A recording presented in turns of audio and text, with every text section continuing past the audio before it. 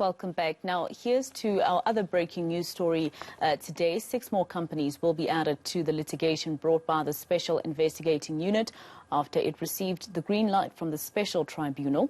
This as the unit attempts to obtain money paid out in the Digital Vibes scandal. Let's bring in spokesperson of the Special Tribunal, Mr. Selby Makgoto. Thank you very much, Selby, for your time. Now, of course, the Special Tribunal obviously believes that there are more people who have something to answer to when it comes to this scandal. Can you share with us any of the names of the companies or people that will be brought in now? Good afternoon, Marcel. Thank you indeed for your time. What actually transpired is that the Special Tribunal did indeed, having had the joinder application on the 8th of March, this morning handed down the judgment in which it confirmed that the 6 proposed respondents, being all out trading, Dusokuhle Trading, Ms. Sithokozile Mkhize, Cedar Falls and Cirella Falls ought to be joined to the review application. This, I would say, was an interlocutory application upon which a determination ought to be made in order to pave way for the review application. So as matters stand, these 5 proposed respondents have been joined to the proceedings, and as such, they will be party to the main review application. You mentioned Mkhize there. The SIU has been saying that there are some family members of the former minister who also need to be brought in and charged. So is this Mkhize also part of the former minister's family? Yes. The basis upon which the applicant, in this case the Special Investigating Unit, approached the Special Tribunal was that as and when they went on with their investigations, they did unearth several alleged irregularities pertaining to the financial flows, wherein it showed that they had links, allegedly so, with the former minister's family and or a company. So that was the basis upon which the Special Tribunal was approached, and having had the evidence, having gone through the testimony as well as the oral evidence that was argued in court on the 8th of March, the outcome is what has been pronounced by the Special Tribunal this morning. Are you able to let us know how this Mkhize is related to the president, to the former minister, rather? According to the papers before the Special Tribunal, Ms. Sithokozile Mkhize is the spouse to the former health minister. All right. Now, how are you responding, for instance, to the fact that Parliament's Ethics Committee has said that the former minister they basically exonerated him somehow to this Digital Vibes scandal? The Special Tribunal has no role nor any comment to make in respect of the developments in Parliament. What we had confined ourselves to was the evidence on a balance of probabilities that was led here before the Special Tribunal by the various parties in the main, the applicant being the Special Investigating Unit and the respondents.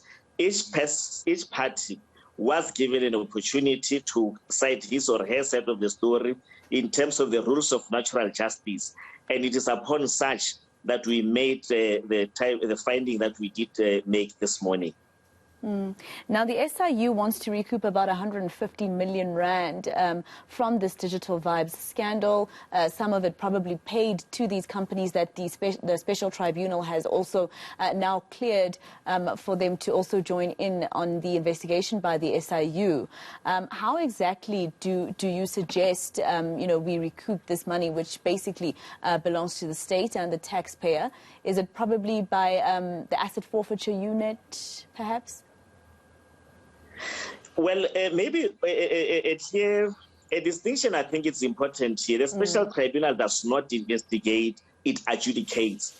We only rely on the evidence that is presented to us by the Special Investigating Unit, and having gone through the evidence, once, for instance, in this particular instance, it had to go through the various stages to test the legality, to check if ever it could pass the legal test for it to be joined, for the respondents to be joined to the proceedings.